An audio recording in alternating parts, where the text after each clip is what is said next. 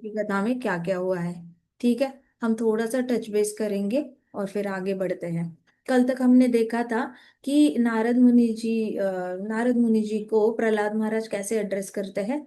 संत संत नारद कहते हैं, सेंट नारद कहते हैं। तो सबसे पहले तो सारे दोस्तों ने कहा कि हमें भी डिवोटी बनना है, हमें भी डिवोटी बनना है। कैसे बनता है डिवोटी? तो प्रहलाद महाराज ने कहा डिवोटी बनना तो बहुत आसान है। आपको सबसे पहले क्या करना पड़ेगा? सबसे पहले आपको अपने असुरी हैबिट्स जो है वो साइड में रखना होगा, और असुरी जो एसोसिएशन है उससे थोड़ा सा बचना होगा। असुरी हैबिट्स, आप अपने डेमोनियक हैबिट्स जो है उससे साइड हो जाओगे तो कई सारा आपका डेमोनियक नेचर जो है, स्वभाव जो है वो बदलना शुरू हो जाएगा। सारी जीवात्माओं को आप कैसे देखो, बिना इनमिटी के कोई भी काम करो तो उसमें दुश्मनी वाली, ईर्ष्या वाली भावना नहीं होनी चाहिए किसी भी काम में। और सारी जीवात्माओं पे आपने कृपा दिखानी है, उनको कृष्णा कॉन्शियसनेस देकर, मतलब कृष्ण भक्ति देकर सारी जीवात्माओं पे कृपा दिखानी है, ये कहा उन्होंने।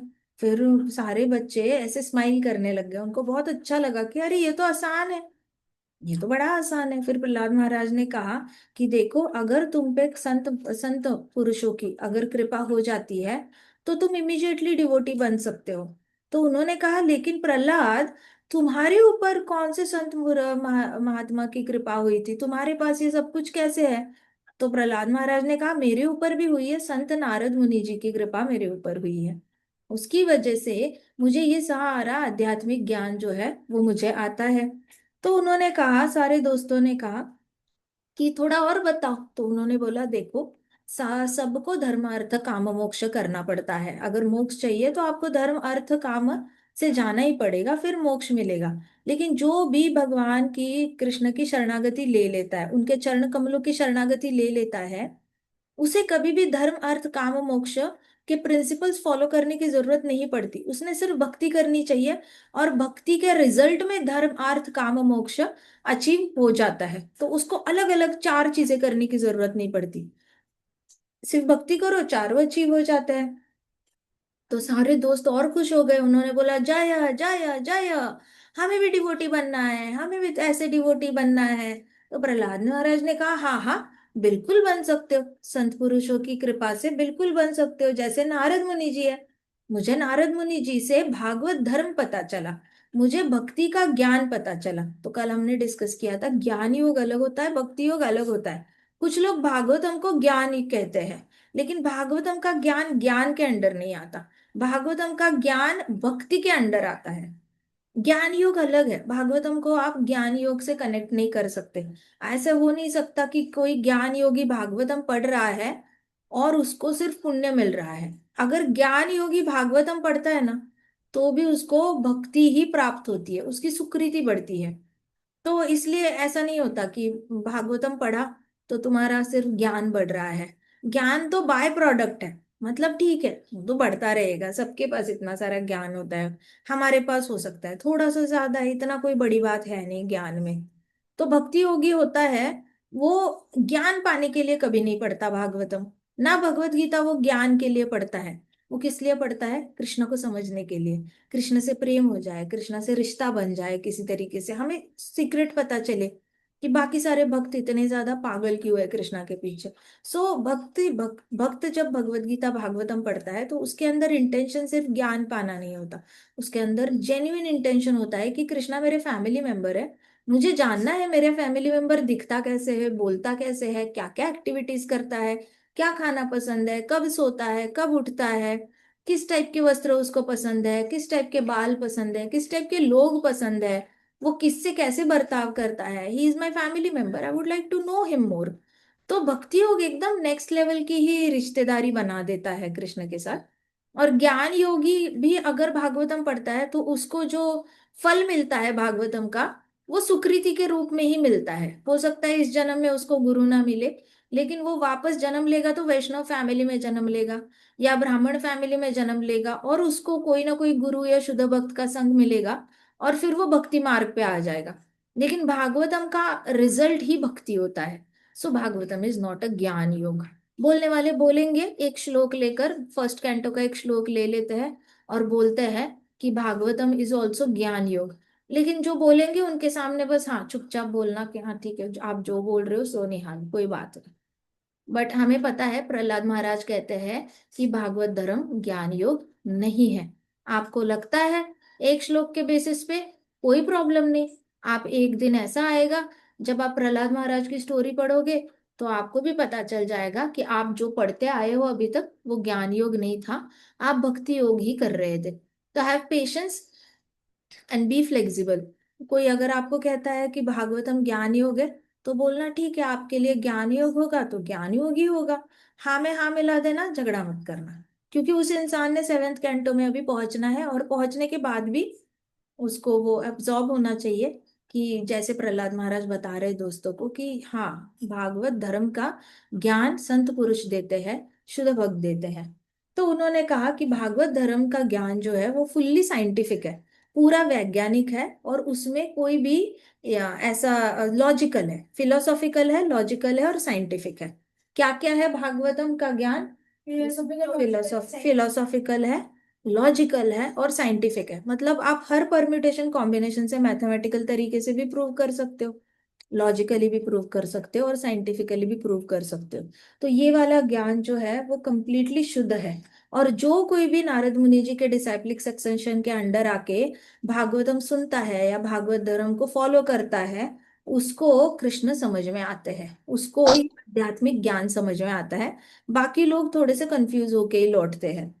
तो जया, सारे दोस्त ऐसे जया जया करने लग गए। फिर एक दोस्त ने कहा प्रहलाद, हमें शंड और अमर के अलावा कोई और टीचर नहीं पता, हम सिर्फ तुम्हें जानते हैं। सो अब ऐसे कैसे है कि तुमने नारद मुनि जी से ये सुन लिया? तुम भी तो बड़े महल में रहते हो, और बड़ी महल की दीवारें जो है वो और भी बड़ी बड़ी है, तो तुम्हारी नारद मुनि जी से मुलाकात कैसे हुई? और अब हमारा क्या होगा? हमारे डाउट्स कौन क्लियर करेगा? हमारे पास तो शंडा और अमर है, उनको तो भागवत धर्म से लेना ही देना नहीं है। उनको सिर्फ कर्म कांड पसंद है, सिर्फ कर्म कांड, ज्ञान योग करते हैं और कर्म कांड करते हैं। और हम लोगों में जितने भी ज्यादा इंटेलिजेंट बच्चे हैं वो ध्यान योग कर लेते हैं। तो जो ध्यान योगी होते हैं असुरों में, सबसे इंटेलिजेंट बच्चे कौन बनते हैं? ध्यान योगी। मतलब उनमें सबसे, अगर सपोज क्लासरूम है 60 बच्चों का क्लासरूम, तो लास्ट के 20 रैंक होल्डर जो है वो कर्मकांडी बनते हैं, जिनका रैंक 40 से लेके 60 तक आता है। जिसका रैंक 30 से लेके 30 और 40, मतलब 21 से लेके 40 तक आता है, वो ज्ञान योग में होते हैं। और जिसका रैंक फर्स्ट से लेके 20 तक आता है वो ध्यान योगी होते हैं। अब जिसका रैंक उसमें भी फर्स्ट आएगा, टॉपर जो होगा ना, वो बेस्ट ध्यान योगी होगा। तो वो बेस्ट ध्यान योगी कौन बन जाता है? हिरण्यकश्यपु, रावण, फिर हमारा जरासंध, हमारा भौमासुर, फिर भस्मासुर, वृत्रासुर। ये सारे जो असुर है ना, जो टॉप मोस्ट ध्यान योगी है, फर्स्ट रैंकर वाले, जिनका बैठकर मेडिटेशन करने का स्टैमिना बहुत औसम है, कंसंट्रेशन औसम है, और ध्यान योगी है लेकिन अंदर इच्छा है असुर योनि के, तो फिर ये लोग टॉप मोस्ट बन जाते हैं उसमें। लेकिन उसके परे कोई नहीं जाता उनमें। तो यहाँ पे सारे इन्होंने बोला कि अरे हमारे पास शंडा और अमर का है, हमारे यहाँ के टीचर्स हमें आइदर कर्म कांड सिखाते हैं, ज्ञान योग सिखाते हैं, या ध्यान योग सिखाते हैं। ध्यान योग के लिए तो शुक्राचार्य जी के पास जाना पड़ेगा, कर्म कांड और ज्ञान योग तो फिर भी शंडा अमर का सिखा देंगे टीचर्स, ध्यान योग शुक्राचार्य जी सिखा देंगे क्योंकि उन्हीं के अंडर काम करते हैं लोग। लेकिन हमें भक्ति योग कौन सिखाएगा? हमें भक्ति का ज्ञान कौन देगा? हमें भागवत धर्म कौन सिखाएगा? प्रहलाद, हमारे पास तो कोई भी नहीं है। ऐसे कह के उसमें से एक बच्चा था, उसकी आंखों में आंसू आ गए। जैसे उसकी आंखों में आंसू आ गए, प्रहलाद महाराज को बहुत बुरा लग गया। प्रहलाद महाराज को पता था कि अगर मैं नहीं इनको कुछ बताऊंगा तो इनका क्या होगा, कोई है ही नहीं इनको। कहते तुम्हें तो नारद मुनि जी मिल गए, लेकिन हमें कौन मिलेगा? हमारे पास तो कोई भी संत नहीं है। प्रहलाद महाराज को बहुत बुरा लगा। फिर प्रहलाद महाराज ने कहा मेरे प्रिय दोस्तों, जब मेरे पापा मंदराचल पहाड़ पे गए थे, मंदराचल पहाड़ पे जाके उन्होंने ध्यान योग करने की ठान ली थी, तपस्या करने की ठान ली थी, तो सारे देवी देवता जो थे वो बहुत ज्यादा डर डर में आ गए थे, बहुत डरने लगे थे। क्योंकि उनको पता था कि मेरे पिताजी जो है अपने ध्यान योग का गलत फायदा उठाने वाले हैं। ध्यान योग की जो सिद्धियां हैं उनके पास, वो डेफिनेटली वो देवताओं के खिलाफ यूज करेंगे। तो देवता बहुत डरे हुए थे और उनकी रातों की नींद हट गई थी। तो देवताओं ने क्या किया, अपने आप का बचाव करने के लिए उन्होंने, मेरे पापा है नहीं महल में देखकर, वो खुद क्या किया, उन्होंने सारे जो गेट कीपर्स थे, गेट पे जितने भी असुर थे, उनको कुछ ना कुछ करके बेहोश कर दिया। किसी के साथ लड़ाई की, किसी को कुछ खिला दिया, लेकिन कैसे वैसे सिक्योरिटी को उन्होंने डिसेबल कर दिया।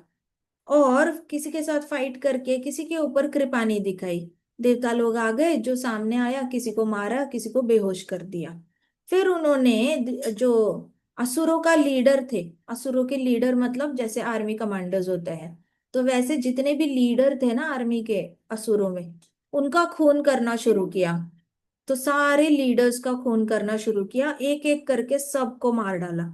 और फिर कुछ कुछ लीडर्स के घर पे जाके उनकी पत्नियों को धमकाया उन्होंने, कि हम तुम्हारी पत्नी को मारेंगे, हम तुम्हारे बच्चों को मारेंगे, अगर तुमने हमें अंदर जाने नहीं दिया।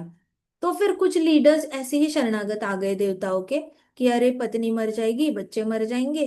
तो कुछ कुछ असुरों ने ऐसे ही गिव अप कर दिया, उन्होंने लड़ाई नहीं करी इनके साथ। उनके घर पे जाके ही देवताओं ने डराया धमकाया उनको। फिर उसके बाद ऐसे ऐसे ये सारा एरिया क्रॉस करते करते, कभी डरा धमका कर, इसको क्यों कहते हैं ना साम दाम दंड भेद। तो कभी कभी लड़ाई लगवाई किसी लोगों में, कभी कभी पनिश किया, कभी कभी किलिंग करी देवताओं ने, कभी कभी इमोशनली ब्लैकमेल कर दिया। ये सारे साम दाम दंड भेद अप्लाई करते करते देवता लोगों की पूरी आर्मी जो है वो अंदर अंदर अंदर पैलेस में आ गई। पैलेस में आके उन्होंने सारे पैलेस के गार्ड्स जो थे, महल के जितने भी गार्ड्स थे, उनको मार डाला। अब गार्ड्स मर गए तो मेरी माता है कयादू, महारानी कयादू, तो वो अपने कक्ष में बैठी थी। तो इन्होंने महारानी कयादू को पूरा घेर लिया। मतलब सोचो, एक महारानी बैठी है, प्रेग्नेंट है, और सारे देवता लोग आपस में ना हाथ में हथियार लेकर खड़े हैं महारानी कयादू को मारने के लिए। तो सारे दोस्तों ने प्रहलाद महाराज को देख के बोला, ओ नो, महारानी कयादू अकेली थी और देवताओं ने अटैक कर लिया। कहते हाँ, अकेले बैठी थी और सारे देवता अपने हाथ में शस्त्र लेकर घेरा करके उसको खड़े खड़े थे महारानी कयादू को मारने के लिए। तो बाकी दोस्तों ने कहा, फिर क्या हुआ, आगे क्या हुआ बताओ प्रहलाद, ऐसे आंखें बड़ी बड़ी करके उन्होंने डर के बोला। तो सब लोग ऐसे आगे लीन फॉरवर्ड होके सुनना चाहते थे। तो प्रहलाद ने कहा, नारद मुनि जी ने सुना था कि नारद मुनि जी को मेरी माता की आंसू दिखाई दिए और मेरी माता के अंदर का क्रंदन सुनाई दिया। मेरी माता रोने लग गई, गिड़गिड़ाने लग गई देवताओं के सामने, कि कृपा करके मुझे छोड़ दो, मेरे पति यहाँ पे है नहीं, मेरी कोई गलती है नहीं, आप मुझे छोड़ दो। ऐसे करके मेरी माता ने बहुत गिड़गिड़ाया देवताओं के सामने। लेकिन देवताओं का राजा जो इंद्र था, वो डिसाइड कर चुका था कि मेरी माता का वो खून, महारानी कयादू का खून करके ही रहेगा। तो मेरी माता के गिड़गिड़ाने की आवाज संत नारद मुनि जी तक पहुंची। संत नारद मुनि जी ने अपनी दिव्य चक्षु से क्या किया, उनको दिख गई कि मेरी माता के आंसू उनको दिख गए। पिटीफुल क्राइज, मतलब बहुत ही दया, पूरी सी दया, एकदम ज्यादा गिड़गिड़ाने वाला दुखी दुखी रोना जो था, उनको सुनाई दिया। तो जल्दी से संत नारद मुनि जी देवताओं को रोकने के लिए वहां पे आ गए। जो इंद्र देवता थे, इंद्र देवता और बाकी देवता महारानी केतु को मारने वाले थे, इतने में उनके बीच में नारद मुनि जी आकर, संत नारद मुनि आए और उन्होंने इंद्र को समझाना शुरू किया कि स्त्री का खून करना गलत है। उसके ऊपर अगर कोई गर्भावस्था में स्त्री है, तो उसके अंदर के गर्भ को मारना और स्त्री को मारना बहुत बड़ा पाप है। तो फिर भी इंद्र मानने को तैयार नहीं था। फिर नारद मुनि जी ने कहा कि ये वही पाप है, भ्रूण हत्या करना, मतलब किसी के पेट में बच्चे को मारना इक्विवेलेंट है ब्राह्मण हत्या और गो हत्या के समान ही है। तो जितना गो हत्या और ब्राह्मण हत्या करने का पाप लगता है, उतना ही पाप इसको मिलेगा। लेकिन इंद्र तो इंद्र है। इंद्र को लगा कि अगर मैं पहले भी बृहस्पति को अपमान करने के बाद विश्वरूप को मार सकता हूँ, और फिर मैं अगर प्रायश्चित कर सकता हूँ, तो फिर मैं इस बार भी प्रायश्चित कर लूंगा, लेकिन मैं देवताओं को बचा के रखूंगा। महारानी कयादू के अंदर एक असुर जन्म ले रहा है, तो अभी अगर उसके पिता इतने हावी हो चुके हैं, तो उसका बेटा कल को जाके, अगर आज हमने इसके पिता को मारने के लिए कुछ भी तरकीब सोची, इसके पिता को मारा, तो बेटा बड़ा होके बदला लेगा। तो थोड़े ही सालों की बात है कि ये जो महारानी कयादू के पेट में बच्चा है वो बड़ा हो जाएगा और हमसे बदला ले लेगा, और वापस हमें ही नहीं मारेगा, हमारे बच्चों को भी मारेगा और हमारे पत्नी को भी मारेगा। तो हम इस बच्चे को जन्म लेने नहीं देंगे। तो नारद मुनि जी को उसने कहा, देखो इंद्र देवता बचे थे, बाल बाल बचे थे।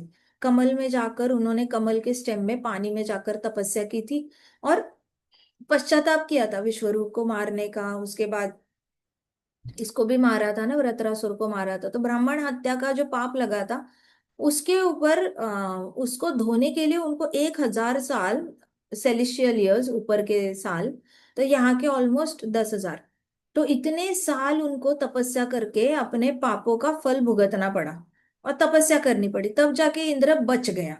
बाहर आने के बाद उसको वापस अपनी पोजीशन मिली। अब इंद्र ने इससे सीखना चाहिए था कि ब्राह्मण हत्या नहीं करते, लेकिन उसने उल्टा ही सोचा। इंद्र ने सोचा, अगर मैं ब्राह्मण हत्या से बाहर निकल सकता हूं तपस्या करके, तो मैं भ्रूण हत्या से भी बाहर निकल सकता हूं। उसमें क्या बड़ी बात है, कर लूंगा मैं 1,000 साल तपस्या। 1,000 साल तपस्या करना बेटर है, क्योंकि मेरे पास तो 1,00,000 साल की उम्र है। 1,00,000 साल में अगर मैं 1,000 साल तपस्या ऑलरेडी की है, तो बचे मेरे पास कितने ईयर्स, 99,000 ईयर्स। 99,000 ईयर्स में से अगर और 1,000 साल मेरे तपस्या में गए, सिर्फ पश्चाताप करने के लिए, भगवान को प्रसन्न करने के लिए कि मैंने ये पाप किया, लेकिन एज अ राजा मैंने इसलिए किया क्योंकि मेरी प्रजा जिंदा रहे, तो डेफिनेटली भगवान विष्णु समझ जाएंगे और मेरी शिक्षा जो है वो कम कर देंगे या माफ ही कर देंगे। तो मैंने क्या करना है, महारानी कयादू के पेट के बच्चे को मार देना है, और फिर सीधा तपस्या करने के लिए निकल जाना है 1,000 साल के लिए। मैं वापस लोटस में चला जाऊंगा और तपस्या कर लूंगा। अब ये ढीठपना है इंद्र देवता का, कि आपको पता है खून करके फ्री कैसे होता है, तो दूसरा भी खून करने को रेडी हो रहे हो। तो नारद मुनि जी को ये अच्छा नहीं लगा। नारद मुनि जी फिर से एक स्टेप आगे हो गए, और नारद मुनि जी ने कहा कि आप एक काम करो, कि महारानी कयादू को मेरे पास रहने दो, जब तक बच्चे की डिलीवरी नहीं होती तब तक महारानी कयादू को मेरे पास रहने दो। फिर इंद्र को इतना पता चल गया था कि नारद मुनि जी इस बच्चे को जन्म देना चाहते हैं। तो नारद मुनि जी ने कहा कि मुझे पता है तुम इस बच्चे को जन्मने से पहले ही मारना चाहते हो, और तुम जन्मने के बाद भी इसको जिंदा नहीं रखोगे। तो सारे बच्चे ऐसे हो गए, जितने भी प्रहलाद महाराज के दोस्त थे वो सारे ऐसे हो गए ऐसे, क्योंकि नारद मुनि जी ने सच कहा, इंद्र मारेगा, पेट में मारेगा, या फिर बाहर निकलेगा बच्चा तो काट डालेगा वैसे ही। तो नारद मुनि जी ने कहा, मुझे पता है तुम इसको मारना चाहते हो। फिर संत नारद मुनि जी ने इंद्र को कहा कि ये जो स्त्री यहाँ पे बैठी है वो सिर्फ महारानी कयाधु नहीं है, ये एक बहुत महान, बहुत ही शुद्ध भक्त बनने वाले महान व्यक्तिमत्व की होने वाली माँ है। तो इंद्र देवता थोड़े से कंफ्यूज हो गए, ये क्या बोल रहे हैं। तो नारद मुनि जी ने कहा कि ये जो यहाँ पे बैठी है वो एक सिर्फ पाप रहित माता है, जिसने आज तक कोई पाप नहीं किया है। She is a faultless woman. Faultless woman मतलब उसका उसकी शादी असुर से हुई है, लेकिन उसने कोई भी असुरी काम आज तक किए नहीं है। तो उन्होंने कहा, ये जो यहाँ पे स्त्री बैठी है ये फॉल्टलेस है, कोई भी गलती नहीं की है, और पाप रहित है, सिनलेस है, बिल्कुल भी पाप नहीं किया है। और उसके पेट में जो बच्चा पल रहा है ना, वो भी पाप रहित है, उसने भी पिछले जन्मों में कोई पाप नहीं किए हैं। और वो बच्चा भी कैसा है, फॉल्टलेस है, मतलब उसका चरित्र इतना निखरा हुआ है कि चरित्र में कोई भी दाग नहीं है उसके। वो बहुत ही महान है, शक्तिशाली सेवक है, शक्तिशाली दास है पूर्ण पुरुषोत्तम भगवान का। जो कयाधु के पेट में है वो शक्तिशाली दास है पूर्ण पुरुषोत्तम भगवान का, जिसको तुम अभी मारना चाहो तो भी नहीं मार पाओगे। भगवान स्वयं इसका रक्षण कर रहे हैं। तो इंद्र देवता जितना ऐसे आगे स्टेप किया था ना वैसे ही पीछे हो गए। जैसे ही नारद मुनि जी ने बोला कि तुम मारना चाहो ना तो भी इसको मार नहीं पाओगे, क्योंकि ये बहुत शक्तिशाली दास है पूर्ण पुरुषोत्तम भगवान का, पाप रहित है, उसके कोई प्रारब्ध है नहीं जिसकी वजह से तुम उसको मार सकते हो। तो इंद्र थोड़ा सा स्टेप बैक हो गया, बहुत ध्यान से सुनने लग गया। फिर, बिलीव इट और नॉट इंद्र, नारद मुनि जी ने कहा तुम्हें भरोसा करना है तो करो, नहीं करना तो मत करो। इमीडिएटली ऐसे जैसे ही बोला, तो उन्होंने, इंद्र ने फिर से और ध्यान से सुनना शुरू किया कि कहना क्या चाहता है नारद मुनि। तो नारद मुनि जी ने कहा कि मानो या ना मानो, लेकिन इसके गर्भ में जो बच्चा है वो शुद्ध भक्त है। तो इंद्र सोच में पड़ने लग गया। और फिर प्रहलाद महाराज ने कहा कि इंद्र ने नारद मुनि जी की फिर बात मानी और महारानी कयादु को फ्री कर दिया। महारानी कयादु को तब तक बाकी सारे देवताओं ने बेड़ियां चढ़ा दी थी, ऐसे लोहे की जो बेड़ियां होती है ना, हाथ में और पाँव में डाल दी थी। बताओ, प्रेग्नेंट वुमन के साथ ऐसा बर्ताव करना चाहिए? वो कितनी सेंसिटिव होती है, वो कितनी ज्यादा, माँ होने वाली माता जो स्त्री होती है ना, उसके अंदर पवित्रता नेक्स्ट लेवल की होती है। वो कभी कुछ गलत सोचती नहीं है, वो हमेशा अच्छा ही सोचती है, क्योंकि उसको बच्चे में अच्छे संस्कार देने होते हैं। और ऐसी माँ को बेड़ी लगा देना। जैसे ही ये सुना इंद्रदेव ने ऐसे ऐसे देखा, तो उन्होंने बेड़ियां खोल दी। और नॉट ओनली दैट, डेमिगॉड सर्कमविलेटेड हर, फिर बाकी देवताओं ने सिर्फ बेड़ियां ही नहीं खोली, लेकिन उन्होंने प्रदक्षिणा की महारानी कयादु की। प्रदक्षिणा इसलिए क्यों? क्योंकि उनके पेट में जो, गर्भ में जो बच्चा था, वो भगवान कृष्ण का शुद्ध भक्त था। तो उस शुद्ध भक्त की, उस वैष्णव की परिक्रमा की इन लोगों ने, सारे देवताओं ने। और उनको इतना समझ में आ गया कि एक बहुत बड़ा डिवोटी जन्म लेने वाला है महारानी कयादु के गर्भ से। फिर सारे देवता लोग जो है वो वापस चले गए। फिर नारद मुनि जी ने इनको देखा, कयादु को देखा। तो कयादु पहले बहुत डरी हुई थी, लेकिन संत नारद मुनि जी के आने के बाद उनका रोना बंद हो गया था, उनका थोड़ा सा डरना बंद हो गया था, लेकिन फिर भी वो डरी हुई थी। उनके चेहरे से डर नहीं गया था, उनको लग रहा था कि कोई भी कभी भी आके मुझे मार सकता है, क्योंकि पति है नहीं आसपास, पति तपस्या करने गया है। इसलिए कहते हैं पति अगर असुरी भी होना, तो भी पत्नी ने अपने पति का घर नहीं छोड़ना चाहिए, क्योंकि गारंटी नहीं होती ना कि बाहर की दुनिया कैसी है। यहाँ पे तो देवता लोग आके अटैक कर रहे हैं महारानी कयादु पे। महारानी कयादु इतनी पुण्यवान आत्मा है, पेट में शुद्ध भक्त है, और देवता लोग, नो बडी एक्सपेक्ट्स कि देवता लोग वायलेंस करेंगे। लेकिन जब रजोगुण हावी हो जाता है ना, आपको समझ में नहीं आता कि आप सही कर रहे हो या गलत कर रहे हो। आंखों पे पूरी पैशन की पट्टी बंध जाती है, मतलब पावर की पट्टी बंध जाती है। तो भले दुनिया आपकी पूजा कर रही हो, लेकिन आपको समझ में नहीं आता, सही गलत का फर्क नहीं समझ में आता। इसलिए स्त्री का रक्षण ना, पति पति के होने से ही स्त्री का रक्षण होता है। भले ही पति कैसा भी हो, लेकिन स्त्रियों ने कोशिश करनी चाहिए, अगर है ना पति घर में, तो उसके घर में होने से ही स्त्री का रक्षण है।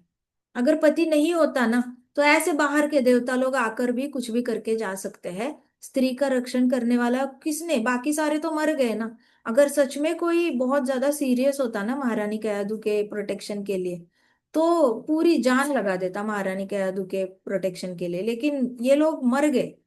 कुछ लोग तो अपनी पत्नी और बच्चे को संभालने के लिए, ये लोगों ने अपने घर से बाहर स्टेप आउट भी नहीं किया। देवताओं को फ्री पैसेज दे दिया, जाओ जाओ महारानी कयादू के पास, लेकिन मेरे बीवी को छोड़ दो, मेरे बच्चों को छोड़ दो। सो ऐसे होते हैं बाहर वाले लोग, कि पत्नियों को अगर लगता होगा ना कि मेरा पति खराब है, तो उससे भी खराब बाहर के लोग हैं। उन्होंने नहीं छोड़ना अपने परिवार को आपके रक्षण के लिए। नहीं, इसलिए कभी परपुरुष से अट्रैक्ट नहीं होना चाहिए। एक बार विवाह हो जाता है, तो अपना पति अच्छा हो बुरा हो, टेढ़ा है पर मेरा है, ऐसे करके अपने पति से लॉयल रहना चाहिए और कमिटेड रहना चाहिए। बाहर की दुनिया दिखने में बड़ी सुंदर लगे, लेकिन वो लोग जैसे अभी ये हैं कयादू के राज्य के लोग हैं, उन्होंने साथ छोड़ दिया, महारानी महारानी का साथ छोड़ दिया। सोचो कितना धोखा है। तो वैसे इनको लगा होगा कि ये सारे चीफ मिनिस्टर्स और आर्मी कमांडर्स कयादू को प्रोटेक्टेड रखेंगे। तो हिरण्यकशिपु को लगा होगा कि मेरी बीवी तो सुरक्षित है, मैं बहुत कड़ी सुरक्षा में छोड़ के आया हूँ प्रेग्नेंट बीवी को।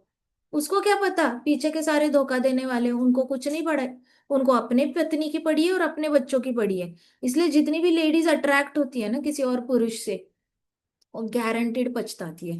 उनको पता चलता है कि वो दूसरा पुरुष नाम के लिए बस होता है, लेकिन जिम्मेदारी नहीं लेता, रक्षण की जिम्मेदारी नहीं लेता, किसी भी तरीके की जिम्मेदारी नहीं लेता। जब उसके बीवी बच्चों के रक्षण की बात आएगी ना, सबसे पहले आपको छोड़ देगा। सो ये कथाओं में ना बहुत कुछ सीखने जैसा है, और ये कथा रियल हिस्ट्री है। हिस्ट्री है ये, इसलिए शुरुआत से ही अपने स्वभाव में ना लॉयल्टी रखनी चाहिए। लॉयल्टी और कमिटमेंट, ये दो चीजें हैं ना, ये छोड़नी नहीं चाहिए। अब महारानी कयादू देखो, पड़ गई ना ऐसी अकेली, और देवता लोगों को संत, वो तो शुक्र है संत नारद मुनि जी आ गए। वो नहीं आते तो टुकड़े टुकड़े कर दाने देने थे देवताओं ने उनके। नाम के लिए देवता लोग हैं, लेकिन अपने परिवार को, अपने महल को बचाने के लिए ये भ्रूण हत्या करने चले हैं। और सिर्फ इसका पाप सिर्फ इंद्र को नहीं लगता ना, सारे देवताओं को लगता, लेकिन वो लोग वो पाप करने को भी तैयार थे। क्यों? क्योंकि इनको लगता है कोई बात नहीं, 1,000 साल तपस्या कर लेंगे और ये नाम अपराध होता है। तो कुछ कुछ डिवोटीज या फिर होने वाले डिवोटीज, या कुछ कुछ डिवोटीज होते भी नहीं है नाम के लिए, तो ये लोग ऐसे ही सोचते हैं कोई बात नहीं, नाम ले लेंगे और पापों से मुक्त हो जाएंगे। तो नाम अपराध ऐसा अपराध है ना, जहां पे डिवोटी को पता होता है कि भगवान के नाम लेने मात्र से मेरे पाप धुल जाएंगे, इसलिए वो डिवोटी पाप करता है। उसको ये नहीं पता होता कि कृष्णा हंसते तो खेलते बहुत है, लेकिन अंदर से ना उतनी ही स्ट्रिक्ट है। अगर ब्रह्मांड में स्ट्रिक्टनेस है ना, तो वो कोई ऑटोमेटिकली मैन्युफैक्चर नहीं हुई है ब्रह्मांड में। वो क्वालिटी भी कृष्णा से ही आती है। तो कृष्णा दिखते तो है बड़े प्यारे प्यारे, ओ पुचू पुचू करने वाले, दयावान, कृपावान, प्यार देने वाले, लव लव लव लव, लेकिन उसके पीछे एक कृष्णा छिपे हुए हैं जो अपने ही बच्चों के लिए बड़े स्ट्रिक्ट है। कृष्णा कहते हैं कि तेरे को पता है ना, नाम से सारे अपराध खत्म होते हैं, इसलिए तू अपराध करता है नाम के बेसिस पे। अब जा, जो नया अपराध करेगा ना, वो मेरा नाम लेकर भी तेरा अपराध माफ नहीं होगा। अब तू जो अपराध करेगा ना, उसका गारंटीड उसका फल तुझे भुगतने के लिए आएगा, और उसका पोटेंसी जो है वो कम नहीं होगा। जो पनिशमेंट आएगी ना, ऐसा नहीं है कि हाथ कटना चाहिए तो उंगली कटेगी, अब नेक्स्ट टाइम हाथ कटना है ना तो हाथ ही कटेगा। ऐसे कृष्णा करते हैं, बड़े कड़क है। इसलिए तो लोग राधा रानी की शरणागति लेते हैं, क्योंकि उनको पता है राधा रानी मना लेगी कृष्णा को। वे कृष्णा नहीं मानते, नहीं तो जो नाम अपराध करता है ना, उसको कृष्णा की शरणागति नहीं मिलती। फिर कहीं ना कहीं राधा रानी मना लेती है उनको, गुरु मना लेते हैं, अपने दीक्षित गुरु जो होते हैं वो मना लेते हैं। नहीं तो ना इधर का ना उधर का ऐसे बन जाता है डिवोटी। सो कृष्णा को इतना ग्रांटेड भी नहीं लेना चाहिए, है बड़े स्ट्रिक्ट। ब्रह्मांड में स्ट्रिक्टनेस है तो वो कृष्णा से ही आती है। तो सोचो अगर हमारे पापा इतने से स्ट्रिक्ट होंगे, तो कृष्णा अनंत है, तो कृष्णा की स्ट्रिक्टनेस भी अनंत है। So don't think that he is very hunky dory and very casual supreme personal. Casual तो है नहीं कृष्णा, प्यार दिखाएंगे लेकिन थप्पड़ भी जोर की पड़ती है, बहुत जोर की पड़ती है। इसलिए नाम अपराध नहीं करना चाहिए। तो यहाँ पे इंद्र अपराध करना चला था, यज्ञ के नाम पर, तपस्या के नाम पर अपराध करने चला था। इसलिए कयदु की अवस्था देखना, ये सब लोग चले गए फिर भी कांप रही है, पसीने छूटे हैं, और अभी भी गला चोक्ड है, वो डरी हुई है। तो प्रहलाद महाराज कहते हैं महारानी कयादु अभी भी बहुत डरी हुई थी। नारद मुनि जी ने देखा कि महारानी तो बहुत डरी हुई है, उनको इतना डर बैठ गया है देवताओं का, कि उनको लग रहा था कि संत नारद मुनि जी चले गए तो देवता लोग वापस आएंगे और गर्भ के बच्चे को मार डालेंगे। ये होती है माँ। माँ खुद की मृत्यु के लिए डरती नहीं है। माँ डरती है ना, तो बच्चे को कुछ ना हो जाए, माँ सोचती है कि मुझे चाहे जो होना है होने दो, मैंने तो जिंदगी जी ली, मेरा बच्चा नहीं मरना चाहिए। इतना ज्यादा प्रोटेक्टिवनेस ये नेचुरली शरीर में आ जाता है। कयाधु तो अभी फुल माँ बनी भी नहीं है, पेट में ही सिर्फ बच्चा आया है, लेकिन माँ के 100 100 माँ बन चुकी है, पेट में बच्चा आ चुका है, ऑलरेडी माँ बन चुकी है। सिर्फ बच्चे की चिंता है, अपनी चिंता है ही नहीं। तो उनको लग रहा था कि ये देवता आएंगे और मेरे गर्भ के बच्चे को मार डालेंगे कुछ ना कुछ करके। नारद मुनि जी ने भाप लिया। जैसे ही नारद मुनि जी ने देखा कि महारानी कयादु कांप रही है और अपने बच्चे के लिए बहुत चिंतित है, तो वैसे ही संत नारद मुनि जी ने क्या किया, महारानी कयादु को रिक्वेस्ट करके उनको बोला कि आप हमारे आश्रम आओगे क्या। तो महारानी कयादु ने बोला हाँ हाँ मैं आना चाहती हूँ, मैं यहाँ रुकना नहीं चाहती। यहाँ पे तो सारे सिक्योरिटी गार्ड्स मर गए हैं, और बाकी जिनके पास पावर थी कमांडर्स के पास, उन लोगों ने तो धोखा दे दिया। धोखा देना मतलब रॉयल फैमिली का प्रोटेक्शन नहीं करना, धोखा ही होता है, एंटी नेशनल एक्टिविटी होती है। एंटी नेशनल मतलब अपने देश को धोखा देने वाला काम होता है। तो कहते कि बाकियों ने तो वैसे भी धोखा दे दिया है, तो यहाँ पे अब मेरा कोई बचा नहीं है, तो मैं आपके आश्रम में आना चाहती हूँ। तो संत नारद मुनि जी ने अपने आश्रम में कयादु को जगह दे दी रहने के लिए। और उन्होंने बोला कि चिंता मत करो, यहाँ पे भगवान विष्णु का हमेशा प्रोटेक्शन रहता है।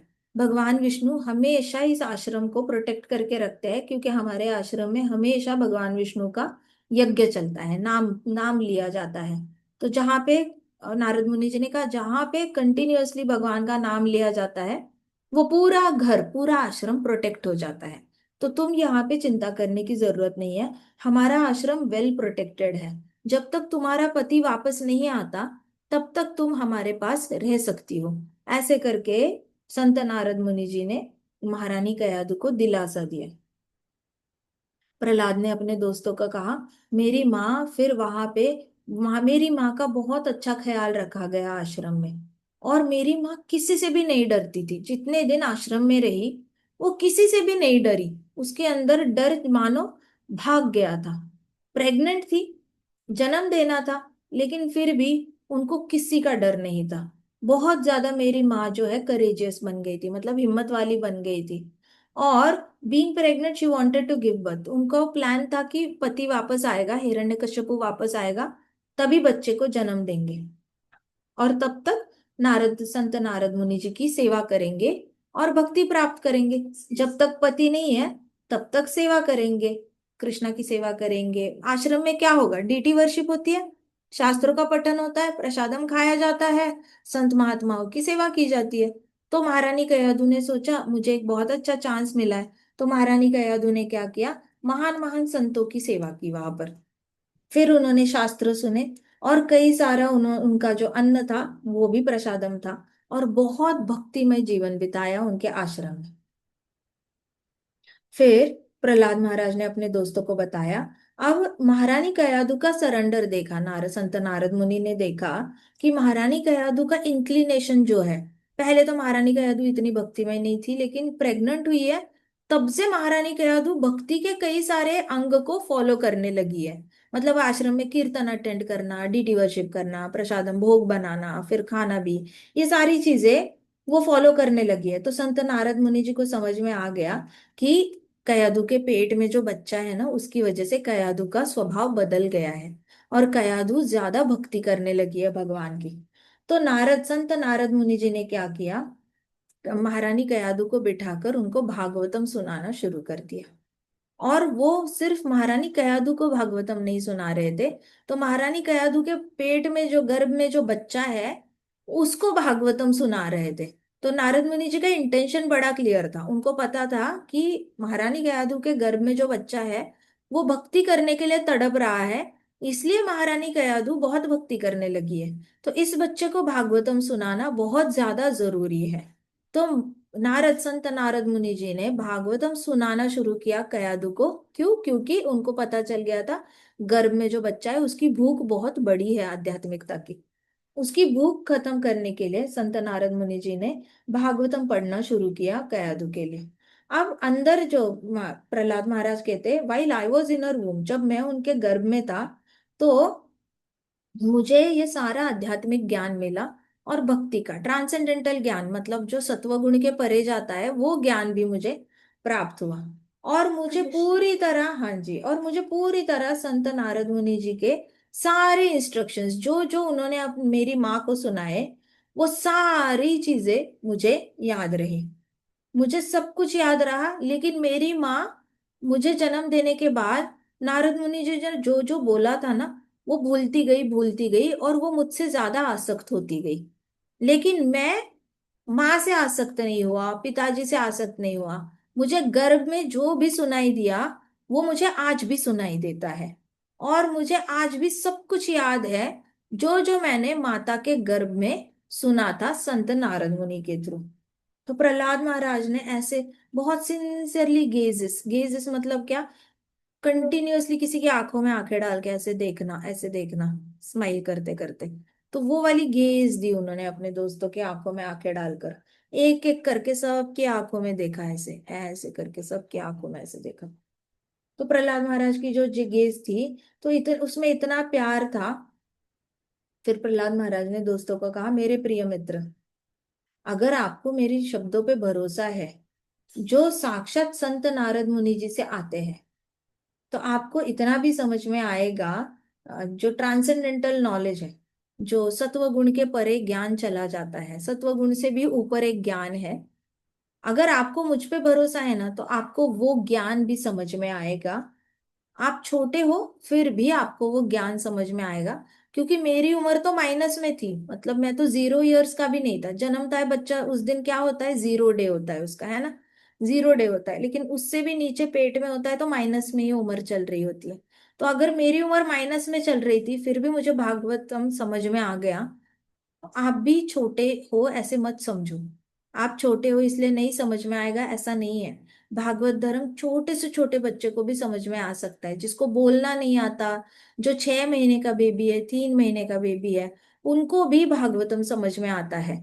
सो भागवतम ना समझने की ऐसी कोई उम्र ही नहीं है, किसी भी उम्र में भागवतम सुन सकते हो। और भागवतम सुनकर समझ में आ ही सकता है, इतना आसान है ये समझना।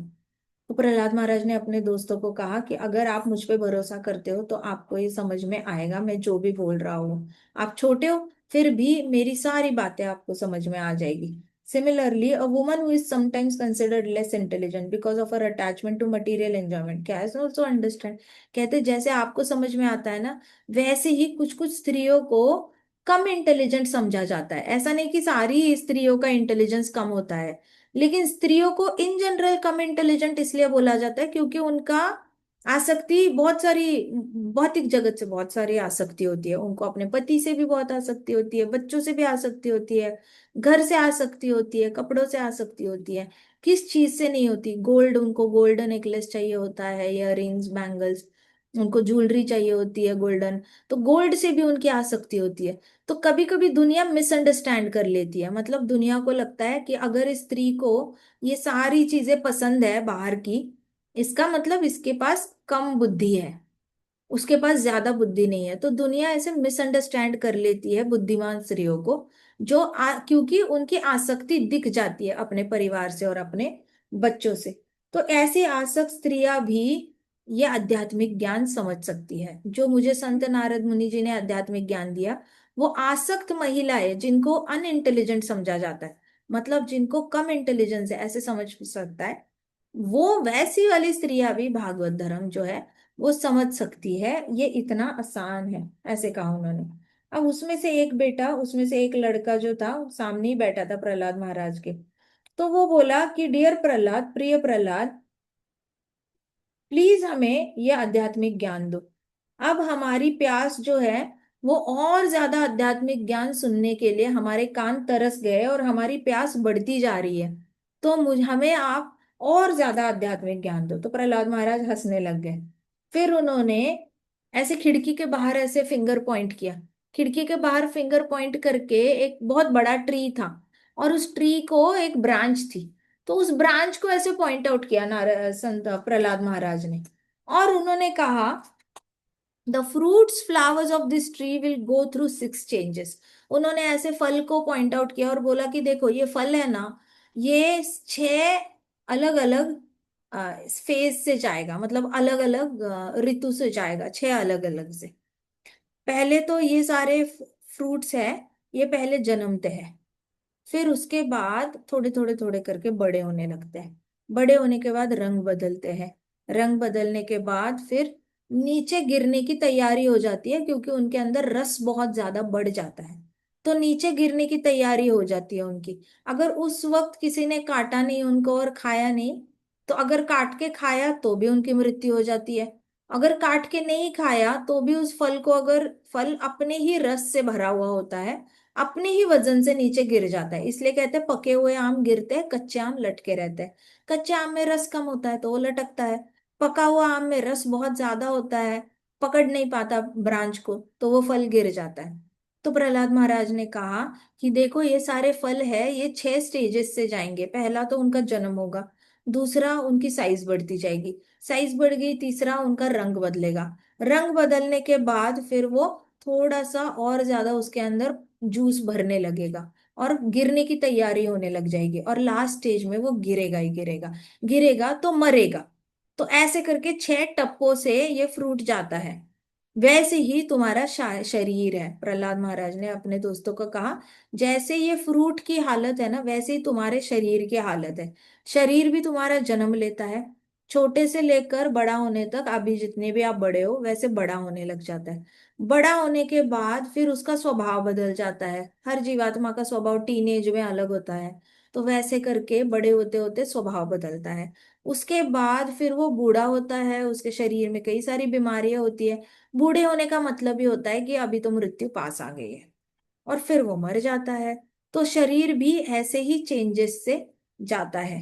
Now looking at each of the boys, फिर प्रहलाद ने सारे दोस्तों को ऐसे बड़े ध्यान से देखा और कहा, लेकिन आपको डरने की जरूरत नहीं है। माना कि आपका शरीर भी एक दिन इस फल की तरह ही खराब हो जाएगा। बाद में करती हूँ, ठीक है। तो उन्होंने कहा कि देखो, आपको डरने की जरूरत नहीं है। ये जो फ्रूट है ना, ये fruit will be born, then it will grow, then it will transform, then wither and then die। वैसे ही बॉडी जन्मेगी, थोड़ी सी बड़ी होगी, फिर बॉडी में बदलाव आएंगे, फिर बॉडी बूढ़ी हो जाएगी और बॉडी मर जाएगी। तो जैसे फ्रूट होता है वैसे ही हमारी बॉडी होती है। तो सारे दोस्त ऐसे डर गए सुन करके, अरे बाप रे ऐसे। तो प्रहलाद महाराज ने कहा, लेकिन चिंता करने की जरूरत नहीं है, क्योंकि तुम तो शरीर हो ही नहीं, तुम तो आत्मा हो। आत्मा जन्मती ही नहीं है, तो उसकी मृत्यु भला कैसे होगी। ना आत्मा जन्मती है, ना बड़ी होती है, ना बड़ी होने के बाद रूप बदलती है, ना रूप बदलने के बाद बीमार होती है, ना बीमार पड़ने के बाद आत्मा मरती है। ना आत्मा का वजन बढ़ता है फ्रूट की तरह, ना आत्मा गिरती है ज्यादा वजन से या ज्यादा जूस से। तो आत्मा, तुम आत्मा हो। तुम इस 6 चेंजेस से नहीं जाओगे। तुम्हारा शरीर 6 टप्पों से जाएगा, लेकिन तुम इन 6 टप्पों से नहीं जाओगे, क्योंकि तुम तो एक आत्मा हो। और भगवान हमेशा हमें एक आत्मा के रूप से ही देखते हैं। भगवान हमें अपने शरीर से आइडेंटिफाई करते ही नहीं है। भगवान का नजरिया ही हमें देखने का ऐसा है कि अरे ये तो आत्मा है, ये तो आत्मा है, ये आत्मा है। तो भगवान हमारे शरीर के रूप को 99% देख ही नहीं रहे होते कि हम दिखते कैसे हैं, किसकी तरह दिखते हैं, कितनी हाइट है हमारी, कितना वजन है, किस जाति के हैं हम, किस देश के हैं, रंग क्या है हमारा। कुछ नहीं देखते भगवान। ना शरीर को देखते हैं, ना शरीर की प्रॉपर्टीज को देखते हैं। भगवान सिर्फ हमें आत्मा की नजर से देखते हैं। अभी उन्होंने कहा कि भगवान जो है, बोथ आत्माज आर कंप्लीटली स्पिरिचुअल। अब भगवान हमें इसलिए देख पाते हैं क्योंकि वो खुद पूर्ण पुरुषोत्तम भगवान है, वो खुद परमात्मा है। तो एक परमात्मा आत्मा का दर्शन कर सकता है, बाकी कोई जीव जंतु जो है वो आत्मा का दर्शन नहीं कर सकते। सिर्फ एक परमात्मा ही आत्मा को समझ सकता है। इसलिए बोथ आत्मा, ये सारे दोनों आत्माएं जो है उनके पास अनलिमिटेड नॉलेज है, और इनके पास अनलिमिटेड स्पिरिचुअल नॉलेज भी है। मतलब हर आत्मा के पास ज्ञान होता है, आध्यात्मिक ज्ञान होता है, वो फिट होकर ही आता है। और परमात्मा के पास भी आध्यात्मिक ज्ञान होता ही होता है। इसलिए लोग आध्यात्मिक ज्ञान को बड़े इजीली अब्जॉर्ब कर पाते हैं, क्योंकि ऑलरेडी आत्मा के साथ वो ज्ञान फिट होकर आता है। तो उन्होंने कहा कि I am this material body, every little body is mind. तो ऐसा कोई इंसान जो ऐसे सोचता है कि मैं ही ये शरीर हूँ, और शरीर, इस शरीर की सारी जरूरतें, सारी चीजें जो है वो मेरी है, ऐसा जो समझता है, वो हमेशा क्या होता है, वो हमेशा वो हमेशा वो रिग्रेट करता है अपने जीवन को। तो वो जन्म और मृत्यु के चक्र से कभी बाहर निकल नहीं पाता। ठीक है, आगे क्या था हम कल करते हैं। ग्रंथराज श्रीमद् भागवतम की जय। शिल प्रभुपाद की जय। श्री श्री राधा श्याम सुंदर की, श्री श्री कृष्ण बलराम की जय। वृंदावन धाम की जय। समस्त भक्त वृंद की जय। हरे कृष्णा कृष्णा कृष्णा हरे हरे, हरे राम राम राम हरे हरे। हरे कृष्णा महासंकीर्तन यज्ञ की जय। Any questions?